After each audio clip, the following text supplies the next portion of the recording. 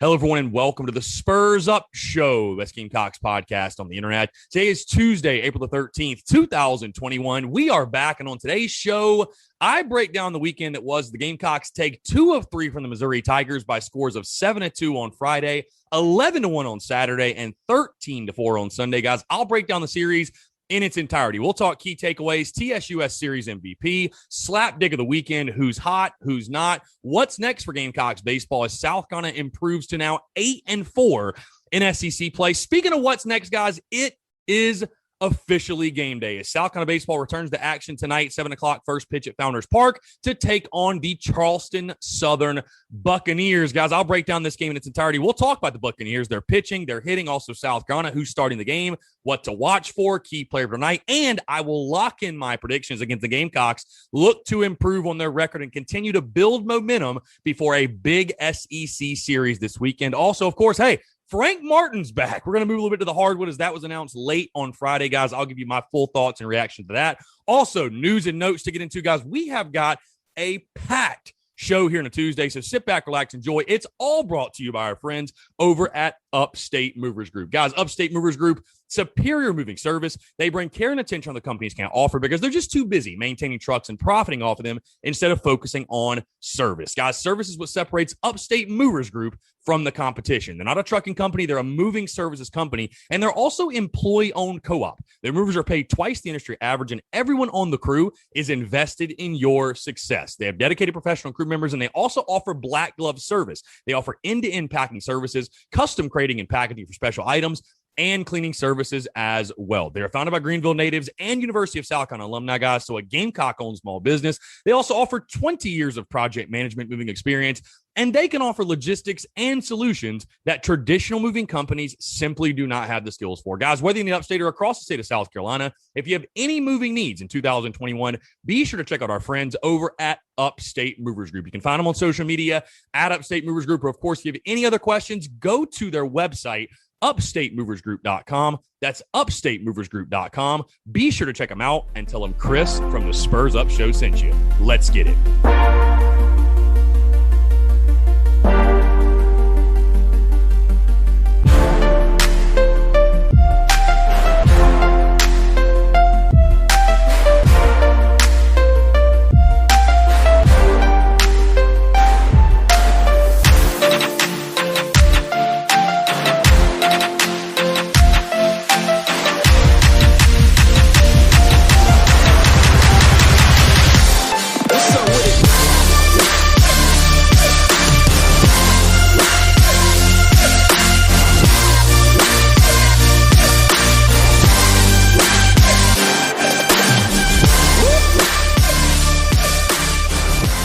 Guess who's back again.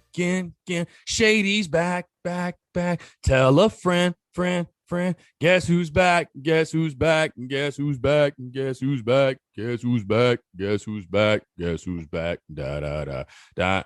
back, folks. What's up? We are back. I'm your host, Chris Phillips of the Spurs Up Show. As always, hope you all had a fantastic weekend. Like I said, I'm back. The show is back. We're back. We're here on a Tuesday. Appreciate you all tuning into the show. And I will tell you this, of course, you guys know, and if you didn't know, realized yesterday we had no podcast because Sunday I took an opportunity to hang out with a buddy, go to a Braves game, and you know what, just thought to myself, you know what? It's Sunday night baseball. I don't want to be that guy that has to haul the equipment and try to even think I'm going to record the show after the Braves game. So we had a fantastic time Sunday. And again, I appreciate you guys being understanding.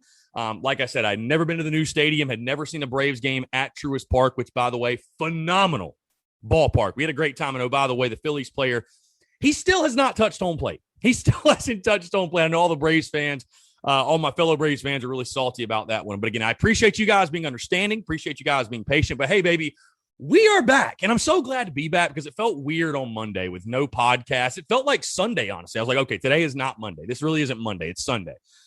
With no podcast, whatever, but of course, plenty of content. But I appreciate you guys being cool. I appreciate you all being understanding. And again, for those that reached out and were asking, where is the podcast, Chris? What's going on? Where's the Daily Crow? All that good stuff. That means a lot to me that you guys look forward to it and listen to the show and look forward to all the content that we produce. So again, thank you so much. I truly do appreciate that. And boy, do we have a lot to get into, a lot to catch up on that I did not get to chat about on yesterday's show. We'll do that today, of course. Again, talking Missouri series recap. We'll also talk about the game tonight. It is game day as the Gamecocks return to the field to take on the Charleston Southern Buccaneers. Also, Frank Martin being retained. That came out on Friday, so I haven't been able to give my thoughts to you guys on the podcast. Got a ton to get into. But again, thank you guys so much for the love and support, man. It's awesome. The content was rolling all throughout the weekend, of course, in an exciting series with Mizzou. And like I said, being able to go to Atlanta, hang out with a good friend of mine, enjoy it. I know you guys probably saw some of the festivities, if you will. And it's funny, I saw somebody on Twitter, they were saying, AKA Chris didn't drop the show because he's hungover. That's why, from Atlanta. No, I didn't drop the show because, like I said, I didn't want to bring all my equipment to Atlanta and Sunday Night Baseball, and there really just wasn't a way to do that and record in Atlanta. I will confirm that I was hungover Monday, no question, because drinks were deleted on Sunday night in Atlanta by yours truly. But hey, like I said, feels great to be back. It's always great to talk with you guys again. I love doing the show. I truly do love sitting down, recording, the process of it all. So it feels really good to chat with you guys here on a Tuesday. You know what else feels really good? Kicking Missouri's ass. And that's what we're going to talk about. The Gamecocks taking 2 of 3 from the Missouri Tigers, losing on Friday yet again 7-2, but winning the next 2, 11-1 on Saturday, 13-4 on Sunday as the Gamecocks improve to 21-9 overall, 8-4 in the SEC, and currently sit 1 game out of first place behind Tennessee and Vanderbilt. So the Gamecocks right now sitting pretty in the SEC East standings. Let's go ahead and dive right into this series, guys. And first things first, I want to give a round of applause. I want to give a cheers. Not to the players, not to the coaches. Granted, they all deserve a pat on the back and all that good stuff. But I want to give a cheers to the Gamecock fans and the Gamecock faithful and the Rowdy Roosters. All of us, we had our voices heard. It's crazy. That was as much of a storyline as the actual game, the actual play on the field was the fans and their relationship with event staff, if you will, and fans getting kicked out, and Ray Tanner putting out a statement, and Mark Kingston, the players, talking about it. And it's crazy. And I'll say this, and I'll keep it short and sweet, because, again, obviously I've been a huge advocate, and I've been on the side. I've been on the side of the fans. I'll continue to be on the side of the fans, and I speak for the fans, for the Rowdy Roosters, because I'm right there with you. I'm really just glad that Ray Tanner and that bunch just kind of wised up. You know, Ray Tanner putting out the statement on Saturday night. And, you know, when you're not allowing your fans to create a home atmosphere, an intimidating home atmosphere. And again, I'll say this too. I'm not advocating for irresponsible, downright mean heckling. There's an art to the heckle, right? There truly is an art to the heckle. So I'm not advocating for that. What I am advocating for is fans being able to create a true home field advantage. And you saw that on Sunday. You saw it. You saw the fans get under the Missouri players' skins. They couldn't handle it. It works. You saw Mark Kingston say something about it. You saw the players say something about it. You saw them on social media. It works. So, again, I give a huge round of applause, a huge cheers. Congrats to the Rowdy Roosters. We won. We won. The Rowdy Roosters are all the way back, folks, and we're not going anywhere. It felt great to see again. I hated that Sunday. That was the first game that I have not been to in person all season long at home. And, of course, the one that I missed turns out to be one of the most dramatic, one of the best, especially, like I said, with the fans and the crowd and the way the game went. And, you know, Missouri's coaches are going up in the stands, and we got people getting kicked out and brought back in, and it just madness, just pure madness and craziness. Oh, by the way, the Gamecocks kicking that ass 13-4. But again, I wanted to start with a cheers to the fans, to the Rowdy Roosters. You guys made a difference.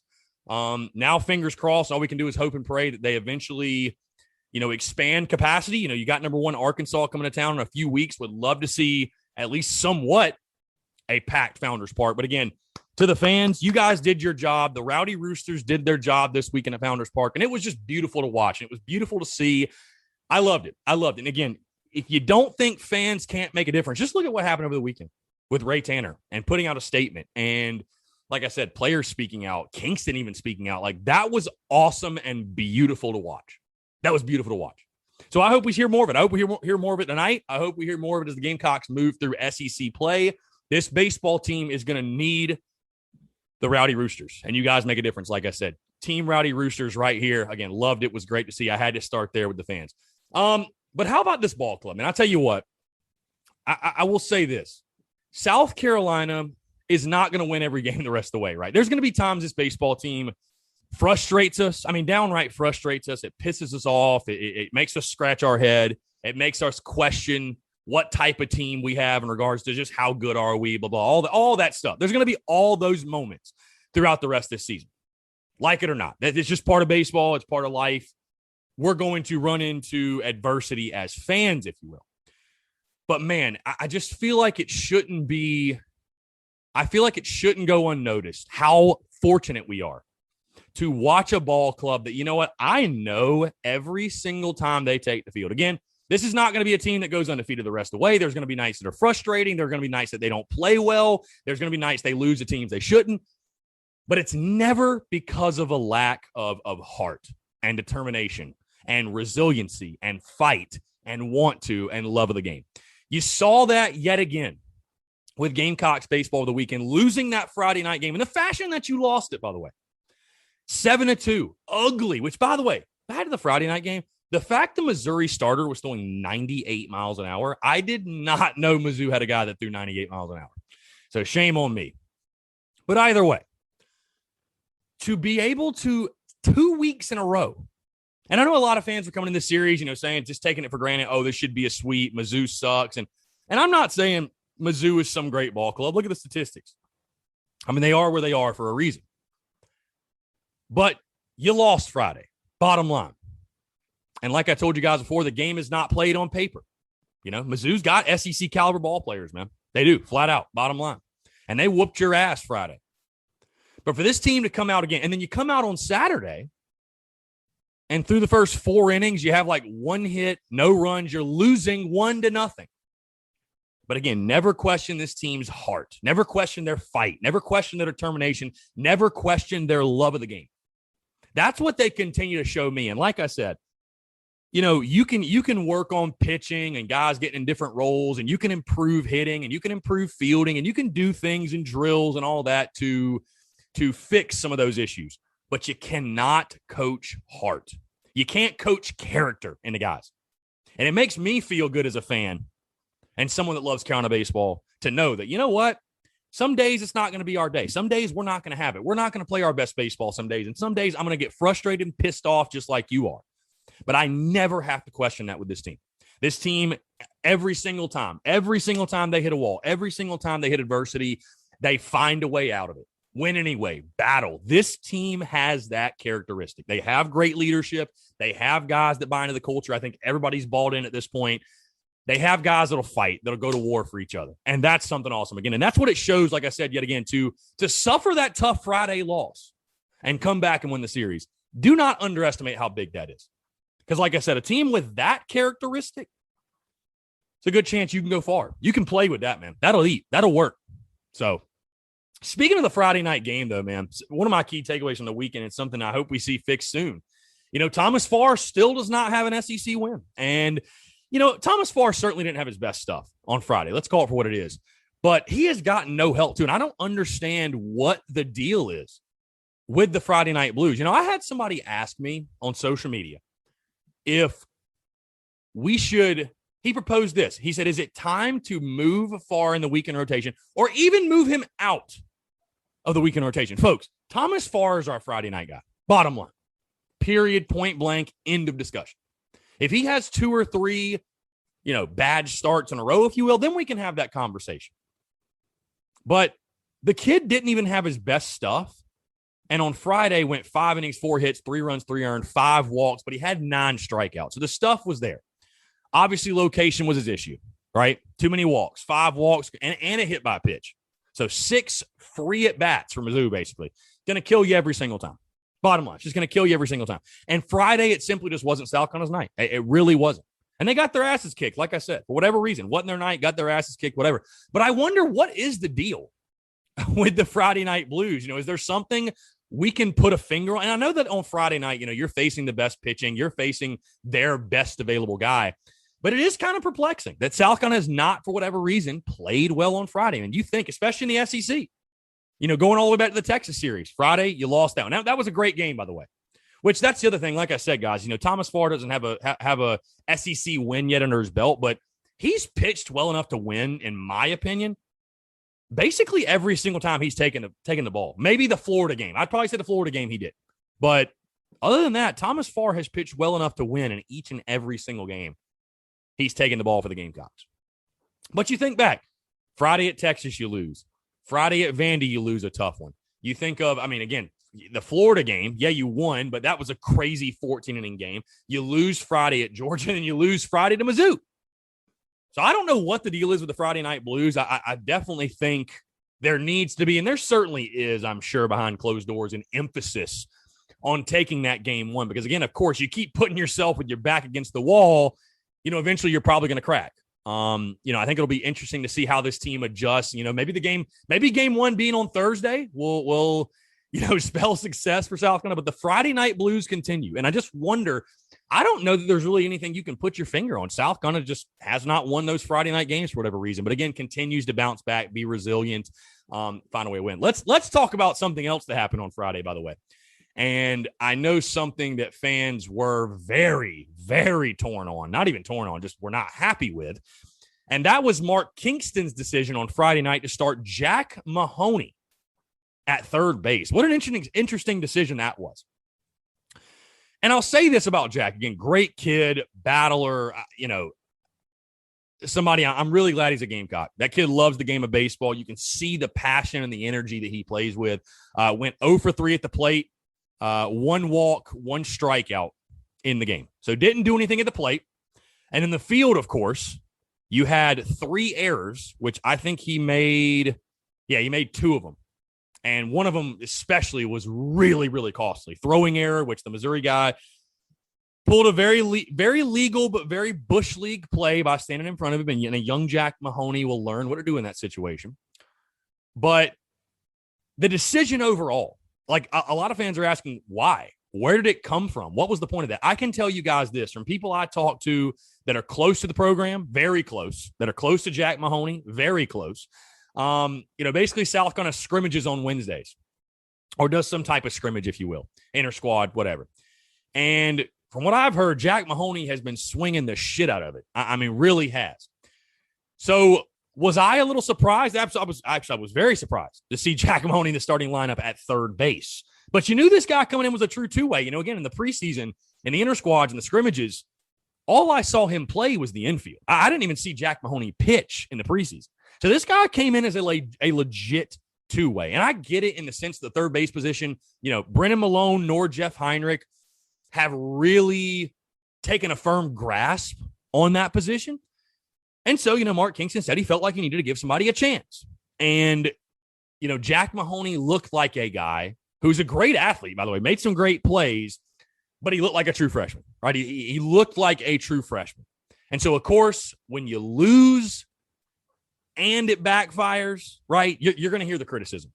You're going to hear the criticism. I certainly questioned it. I think sometimes one of the things Mark Kingston does, I think sometimes he maybe overthinks the situation a little bit. I think there are times he does that because, again, you saw Brennan Malone, which I'm going to talk about just a second. You saw him kind of break through and break out in that Sunday game, hit that big home run. And, heck, he was my key player going to the weekend. I thought maybe he was due for a big weekend, and certainly, I feel good about his game. Like I said, I'm going to get into him more in just a second. But that decision to start Jack Mahoney, I really think Mark Kingston just looked at the game and felt like, you know what, we should beat Missouri either way. So why not do it? And I know a lot of people were saying, oh, this is something you do in a midweek game, not in the SEC. I get that totally. I totally understand that. And I don't totally disagree with you either. But that was a very interesting storyline to start this series with Jack Mahoney at third base. And I'll say this with all due respect to Jack Mahoney, because, again, he's starting the game tonight. I don't know that you're going to see him at third base. I don't know if you're going to see him back over there anytime soon. But, again, I respect Kingston wanting to give someone an opportunity, but it looked like the lights were maybe a little too bright for the youngster. We'll see, though. You never know. They could rotate him in. If Brennan Malone doesn't hit, if Jeff Heinrich doesn't hit, they're just trying to find a consistent bat at that position. If you hit, you're going to play. And Jack Mahoney obviously hit enough in practice to earn that opportunity. So maybe we'll see him back out there in a midweek or something. I don't know. Be interesting to see, though. I want to move into the Saturday game and talk about, I really feel like he's almost been like the silent assassin for the Gamecocks and been a guy that's doing a lot of dirty work that isn't getting, maybe as much recognition as some other guys. And that's Brandon Jordan, man. Especially with Jordan. I questioned Jordan early in the season. And just wondered, man, he really needs to get it going. Like what type of pitcher is he going to be for us this year? Like what's, I'm not going to say I was worried, but I was a little anxious with Brandon Jordan. He has responded beautifully. On Saturday, he did that again. 5 innings pitched, 2 hits, 1 run, 1 earned, 4 walks, 8 strikeouts. I mean, this dude is as solid as they come, man. This dude's as solid as they come. And with Jordan Sanders, I mean, that's one of the best weekend rotations in the SEC right there. So Brandon Jordan, solid yet again, gave you an opportunity, guys. Get this. Because in that Saturday game, of course, you had a huge momentum-changing swing of the bat, and that came from the bat of Brady Allen. Now, I put this out there on social media, but I want to read this really quick, just to give you guys some context of how big of a deal that Brady Allen swing on Saturday was when he hit the 3-run homer in the 5th inning. That kind of, let everybody have a sigh of relief and got this offense going. And when you hear the statistic, you're going to be like, my God. Okay. In the 13 innings prior to Brady Allen's homer, the Gamecocks scored just 2 runs on 7 hits. So the Friday night game and the first 4 innings of that Saturday game. 2 runs on 7 hits was all you scored. After Brady Allen's home run, in the following 14 innings, the Gamecocks scored 24 runs on 19 hits in 14 innings. You talk about a momentum shifter for this South Carolina offense. And like I said, I was there on Saturday. It just felt like when Brady hit that home run, it was like okay, here we go. Now we can settle in. Now we can get going because you had the anxiety, the Friday night loss. You weren't swinging it well. I think you had maybe 1 hit in that game going to the 5th inning against Mizzou. You were down 1-0, and fans are thinking to ourselves, oh my God, here we go again. Are we really about to drop a series to the Missouri Tigers at home, which would have been devastating? Would have been devastating for your chances in the SEC East and would have just been devastating for this point in the season, I think. But that swing by Brady Allen, and then what ensued after, again, the big bats getting going and South Carolina playing bully ball and hitting all the home runs on Sunday. And it was really fun to watch. It was fun to see. And again, that's what you expect from your leader, though. That's what you expect from your leader and a guy like Brady Allen. For him to come up big in that spot, for him to, if there's going to be anybody that shakes the bat rack and gets guys going and gets everybody fired up and excited, I'd expect a guy like Brady Allen to be that dude. So again, his big swing sparking the offense. And I thought you saw, I don't even know if the approaches improve is what I want to say here. I just think that, Friday night wasn't your night. And the guy you faced, tip your cap to him for sure. But, offensively, you just did not do enough. And that, I don't know, momentum is a fickle mistress, as I've said before. Momentum's a fickle mistress. And when you get Uncle Mo in your dugout, you better hold on to him for dear life. And that Brady Allen swing got momentum back in that Gamecocks dugout. Another guy, like I said, I wanted to talk about a little bit more in detail. Brennan Malone was my key player going in the weekend. And, I mean, did he have the craziest weekend statistically? I mean, not really. Went 1 for 3 on Saturday with an RBI. Went 1 for 4 on Sundays. I mean, 2 for 7 on the weekend. Nothing crazy. But the first home run of the 2021 season for Brennan Malone. And the bat flip of the century, folks. What a bat flip. I mean, what an incredible bat flip. Perfect 10s across the board for Brennan Malone. My question is this. Is Brennan Malone starting to break out? Is that weekend, like I said before, guys, going into Mizzou, I thought maybe this could be the weekend. We see Brennan Malone break through and start to gain confidence and start to get his swing back because, let's face it, he slumped through these first 30 games. No other way to put it. He has slumped. If you get Brennan Malone going, we know the type of pop and power he has. You saw it. Heck, you saw it in that home run. This lineup can be scary. This lineup can be scary if you can get Malone going. And, certainly I think he should be in the lineup tonight. I think you need to continue to put him in the lineup because here's the thing. When I look at the third base position, because that's the one up in the air, right? And it's between really Jeff Heinrich and Brennan Malone. Like I said, I don't think we're going to see Jack Mahoney back at the hot corner for a little bit. But when I look at those two guys, I like Jeff Heinrich a lot. I think certainly, again, he's got a place on this baseball team and can help this ball club. And he's already done so to this point. But when I look at Jeff Heinrich, I kind of feel like, at least offensively, I know what I'm going to get out of Jeff Heinrich. You know what I mean? With Brennan Malone, I think it's the unknown that makes us excited because we all know the potential this kid has. You know, I'm not just blowing smoke up your ass and talking out the side of my neck when I tell you guys how good I think Brennan Malone can be. I've seen it. I've been to scrimmages. I've been to practices and seen what this kid can do. And I think this kid can be, like I said, a legit big-time 300-plus hitter, double-digit home run guy for you in the SEC. I think he's an all-conference caliber guy. And like I said, through the first 30 games, we haven't seen it. But I think Brennan Malone maybe turned a corner this weekend, but he needs to be the guy, in my opinion, that continues to get the ABs, that continues to get the looks. Because I think, like I said, with Jeff Heinrich, you know what you're getting out of him, but the ceiling is so much higher, in my opinion, with Brennan Malone. And that's not a knock on Jeff Heinrich. That is a tip of the cap, just knowing how good a guy can be, what the ceiling is for him. So I think you got to roll the dice with Brennan Malone. You've got to trust that eventually a good hitter is going to hit. Keep putting him out there. Keep giving him opportunities. At some point, a good hitter is going to have the light bulb moment. It's going to click for him, and a good hitter is going to hit. So is Brennan Malone breaking through? Who knows? Maybe that home run will serve as the jumping point for his 2021 baseball season. Let's move, like I said, back into that Sunday game, though. I'm talking about the Sunday game.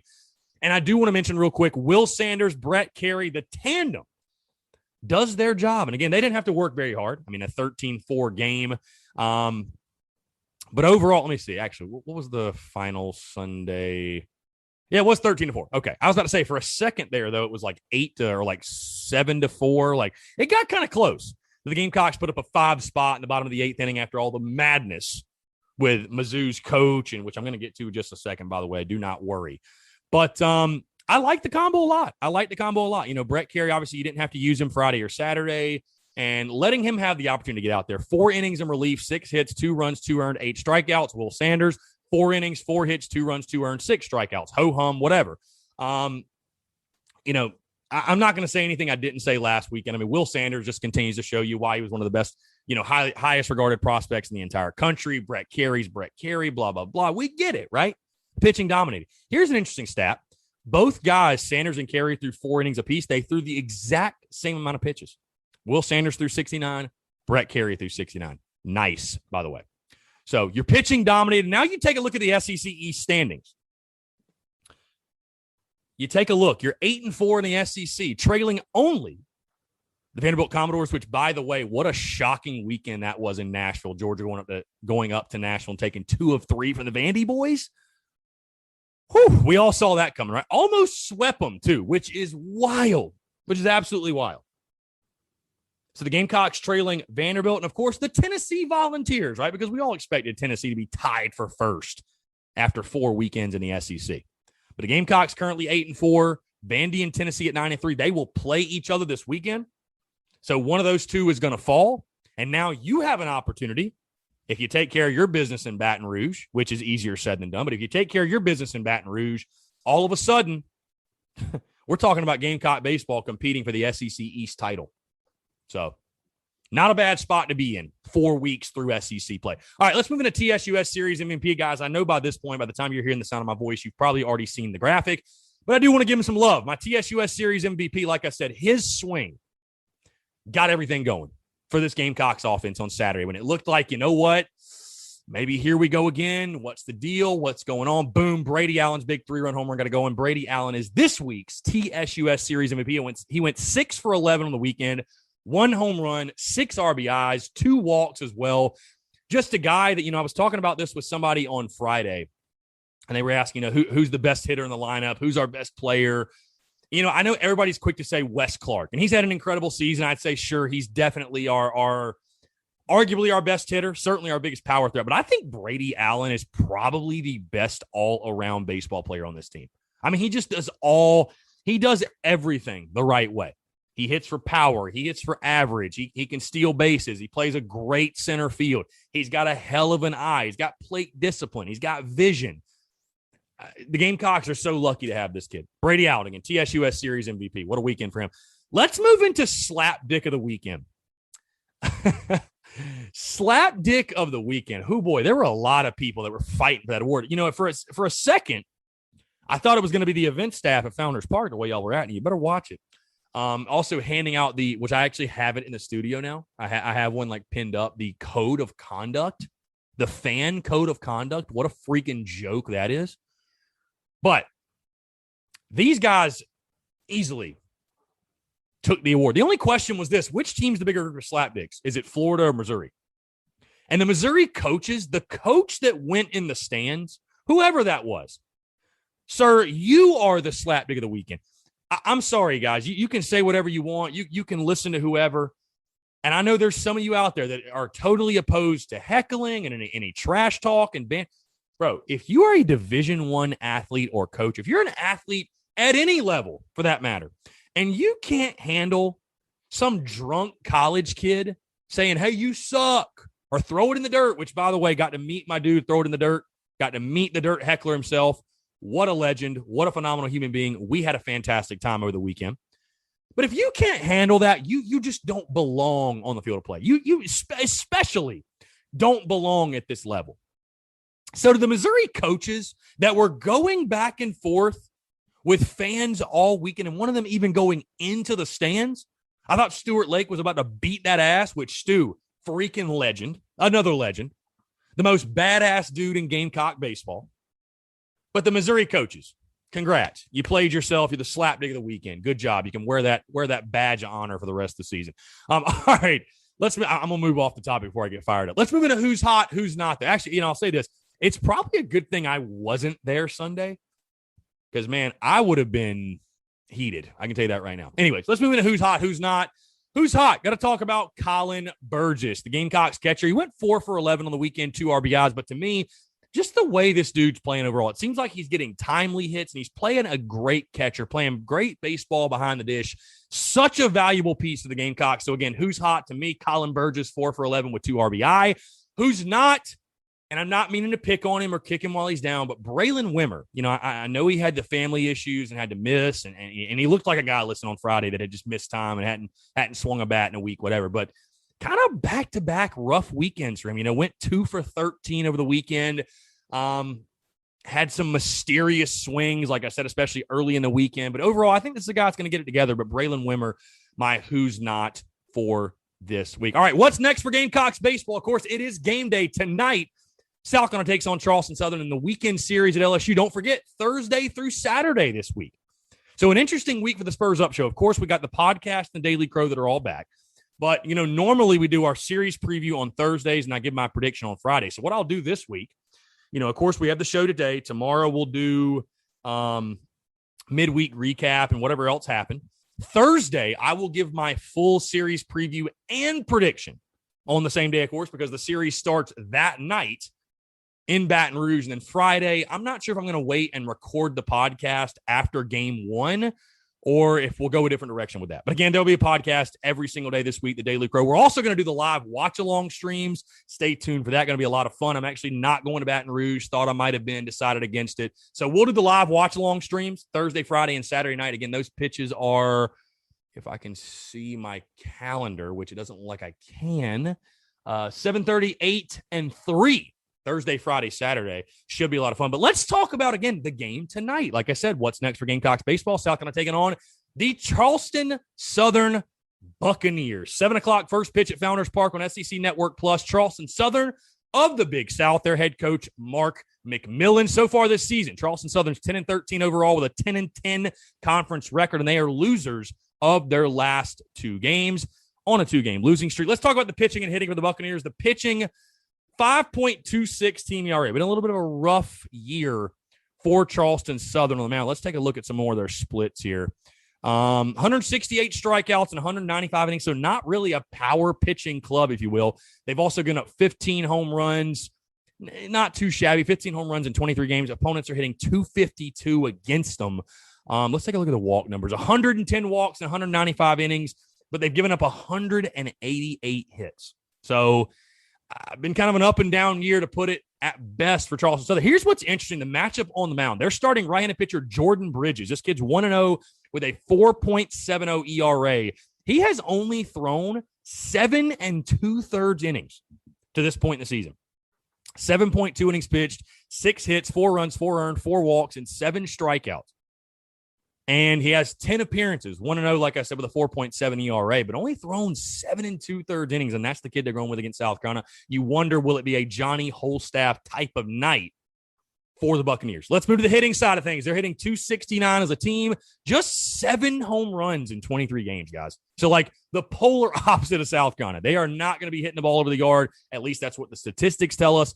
They do run a lot, though. A lot of athletes on this team, 30 for 39 in stolen bases of the Buccaneers. Let's look at players to watch for. Infielder Tyrell Brewer hitting 329 with 6 RBIs. He's a true freshman, by the way, and a damn good one at that. Also, outfielder Kyle Sandstrom. This guy stood out to me because I looked at his last name and I was like, is his name Kyle Sandstorm? But no, it's Kyle Sandstrom hitting 303 on the year, 10 for 13 in stolen bases. He is a senior. And then infielder Andrew Bullock hitting 228 with 3 home runs and 13 RBI for the Buccaneers. Let's move to the South Carolina side of things, guys. Of course, the Gamecocks starting right-handed pitcher Jack Mahoney did not pitch over the entire weekend, so I'd imagine they'll let him go 5, 6, maybe 7 innings if he's rolling. I think he'll pitch most of the game. What to watch for this one? Like I said, guys, Mahoney returns to the mound. Again, the experiment was nice at third base, and maybe we'll see it again at some point, but Jack Mahoney. My question's almost this. Does Mark Kingston let him hit for himself? Is there any way he'd let him hit for himself? Because if you think, Wes Clark is going to catch this game. It's a midweek game. They're going to give Colin Burgess the day off, I'm sure. I think Wes Clark will catch, so he'll hit for himself. So do they let Jack Mahoney hit for himself as well? Or do they go with a DH? I'll be interested. But again, Jack Mahoney returns the mound. I'll be interested to see just how much he's developed or how, can he have a bounce back, quote unquote, bounce back performance from last week against UNC? And I think he'd admit he didn't throw as well as he'd like to, but overall was still solid against the Tar Heels. I mean, let's call it what it is. But really fun to watch this kid develop into a starter because, he started the season off obviously as like a 1-inning guy, bullpen guy. But this is a guy I see definitely in the Gamecocks weekend rotation next year. I mean, he has that type of stuff. He has that type of upside. I mean, right now he's throwing 95 miles an hour with a power sinker. I think Jack Mahoney going to be fun to watch him pitch tonight. Something else I'm looking for. I talked about him a lot earlier when talking about the Missouri series, but Brennan Malone, can he really get going tonight? And if you're Mark Kingston, I get it's the midweek, and, we talk about shuffling the lineup and giving this guy an opportunity and that guy an opportunity. You got to keep Brennan Malone in this lineup, man. Like I said, let a good hitter figure it out. Let a good hitter hit. Can he get going and really, really get going? Can he build off that home run on Sunday? Can he build off of, some success of the weekend against Mizzou and maybe pick on Charleston Southern pitching a little bit? I'll be really interested to see that because, again, these midweek games are the opportunity for guys like that to really build confidence, to get you a couple knocks, maybe get a long ball, whatever, but build that confidence and really get your 2021 season going. Something else really interesting and a unique storyline in this one, guys. Jared Bennett, Gamecocks pitcher, is actually a former Buccaneer. Jared Bennett, who hit the transfer portal on April the 30th of last year in the midst of the pandemic, he actually entered the portal and transferred to South Carolina. So going up against his former team, you wonder if the Gamecocks will maybe give him a shot. I'm sure if the game gets to a point where they feel comfortable putting him in, I think that'd be cool to see, though. Jared Bennett against his old team. Wonder if he'll get to pitch. Speaking of guys that have not pitched that I wonder if we'll see them in, guys like Cam Tringali, who has not pitched in like over a month, by the way, Parker Coyne, CJ Wines, Mag Cotto. Do we see some of these arms that we have not seen in quite a while? Again, the number one goal and objective is to win the midweek game. You cannot lose these games, especially the games like this at home against a team. Let's just call it for what it is. You should beat. You can't lose them. But this is also a great opportunity to give guys like that innings, to give them an opportunity, to give them a chance to enter into the game, get yourself some experience, just get yourself some innings, because you're going to need those guys over the long haul. You're going to need them down the stretch. So, again, guys like Tringali, Coyne, Wines, Cotto, do we see them get in? Do we see them get an opportunity against Charleston Southern? And then finally, guys, what I'm looking forward to really, keeping it short and sweet, just building momentum before and continuing to build momentum before a big road weekend this weekend in Baton Rouge, I'm not going to jump ahead because, of course, Thursday we'll have a full series preview of LSU and all that good stuff. But I can tell you this. I know fans are going to look at the statistics. They're going to look at the records. They're going to say, oh, Carolina should easily win. Going into Baton Rouge and taking 2 out of 3 will be an accomplishment, folks. Not an easy place to play. I don't think I have to tell you guys that. Alex Box Stadium, one of the best in the entire country. And they'll be fired up. They'll be rowdy. They'll be ready to go. You want to continue to build momentum, have something to feel good about. You'd like to swing it well tonight. You'd like to pitch it well. You'd like to field it well. You like to do everything well. Play yourself a clean baseball game, get the W, turn your attention to going to Baton Rouge. Continue to build momentum, continue to play this game the right way, to continue to attack each and every single day the right way. And I promise you, good things are going to happen. Good things are going to happen for you. And I think that's what we're going to see this team do tonight. Key player for tonight. And this is a guy that, really struggled, I thought, Friday, Saturday. We saw him break out on Sunday, though, with a big knock that drove in, I believe, 2 or 3 guys. I think he had 3 RBI in that Sunday game. But my key player for tonight, and a guy I want to see get going, is first baseman David Mendham. We have not talked about Davey Doubles a ton this season. A guy kind of just in the middle of that lineup. Has been hovering around that 250, 260 mark. Every now and then it's good for a knock, but a guy that, has struggled with consistency at times. If they're going to have you in that 5 hole, in that 6 hole, you need a guy like David Mendham to get going, right? To get going. So I think this is a dude that's going to be a big piece, key piece for you in SEC play. David Mendham, for me, the key player for tonight, not just for the game tonight. And I've said this about other guys too, but not just for the game tonight, but moving forward in the SEC play into this gauntlet that's upcoming with LSU, Arkansas, Ole Miss, and Mississippi State. You need all hands on deck, but you need David Mendham to be the guy he's capable of being. This guy can be a big-time power lefty. We haven't necessarily seen it, but he can be that type of guy. So, key player for me. I want to see something out of David Mendham tonight. All right, let's move to my official prediction, guys. Long story short, like I said, I think this is a team, again, we should feel good about in the sense I think they're going to attack each and every single game the correct way, the right way. This is a team that understands the opportunity that's in front of them, that understands what a privilege it is to put on the garnet and black and represent this great university. And, we've only seen it one time, I think, with the Gamecocks. And I would say it wasn't their night that night, but one time where you kind of left scratching your head and you felt like you questioned maybe what the approach was to the game, and that was that Davidson loss. I don't see this team losing another game like that. I think the Gamecocks will take care of business tonight. I think Charleston Southern, they got some decent players, but it's really a total mismatch when it comes to talent overall. I think South going to have a fun night at the plate. I think their arms will do their thing. I think Jack Mahoney gives them the quality start, and I think South Gun is able to pull away and get a fairly comfortable win in this one. I got the Gamecocks cruising to a 9-3 victory over the Charleston Southern Buccaneers. So again, Gamecocks 9, CSU 3. I think South Carolina does improve to 22-9 overall and sets up a big weekend in Baton Rouge against the LSU Tigers. So again, lock it in. I got Carolina winning this one 9-3 tonight at Founders Park. Should be a lot of fun. I will be in the building. So if you're there, come by, say what's up. Let's talk Gamecocks. Appreciate y'all. Seriously. All right. I do want to touch on the Frank Martin stuff really quickly because I didn't get to talk about that on the podcast because, of course, we didn't have a show yesterday, and that came out on Friday. And I'll keep it short and sweet. Frank Martin's back. He's getting a 2-year extension. The buyout really didn't change at all. I'm at this point with South Carolina basketball, guys. And what I thought was interesting, I was surprised at the amount of people that just did not give a damn. That just did not care. And basically, I think USC put themselves in a position where, I have to think the minimum expectations for next season are NCAA tournament or bust. You got to make the tournament, right? You just flat out have to make the tournament. Bottom line. If you don't and you bring him back, you're saying to your fans, we don't give a damn about basketball. We just don't. We have no expectations.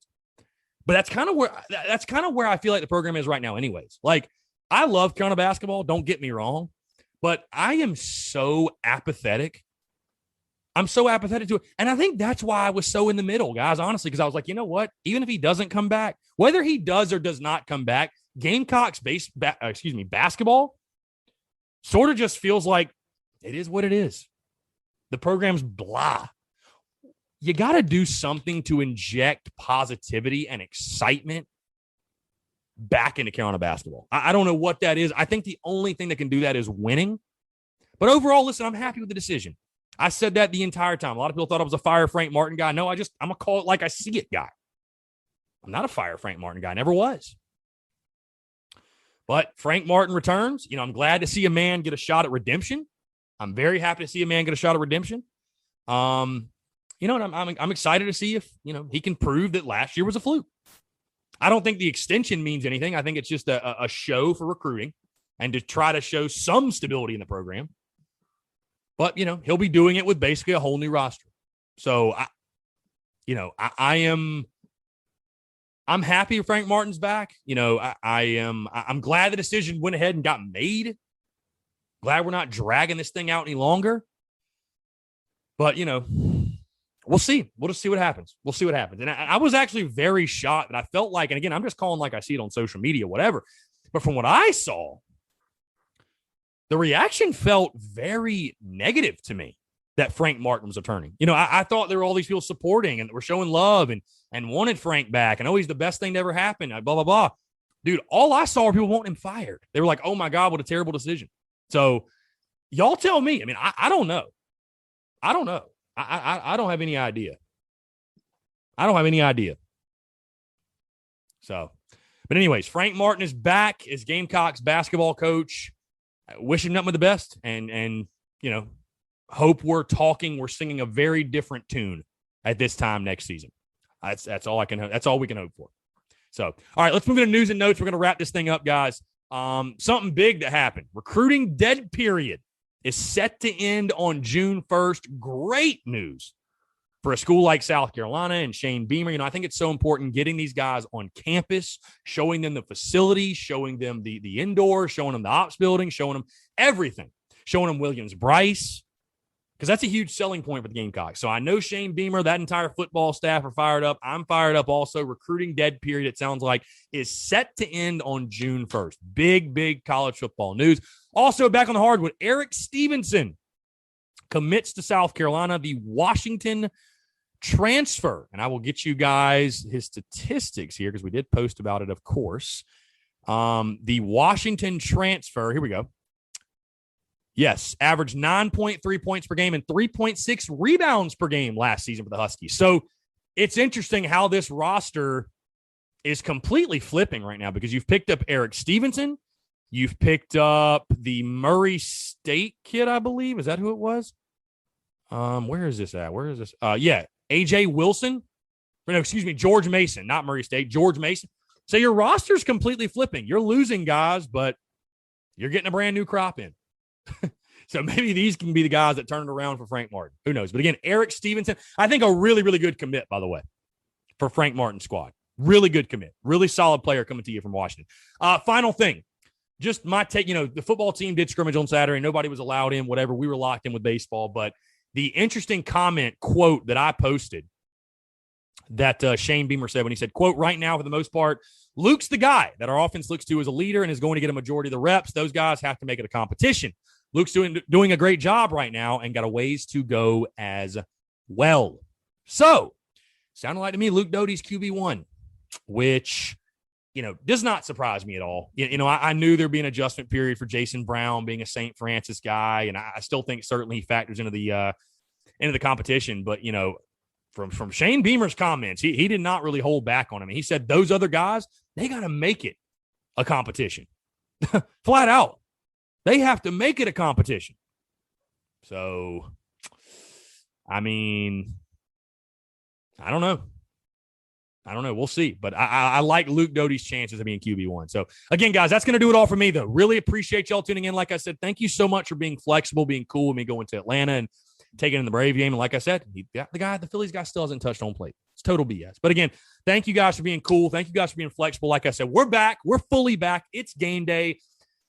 Podcast is back. Daily Crow is back. Podcast all week. The Daily Crow noon to 1. And, of course, the live stream watch-alongs for LSU Thursday, Friday, and Saturday should be a lot of fun. But, again, until we talk tomorrow, go Cox, beat Charleston Southern, and we'll talk to you tomorrow.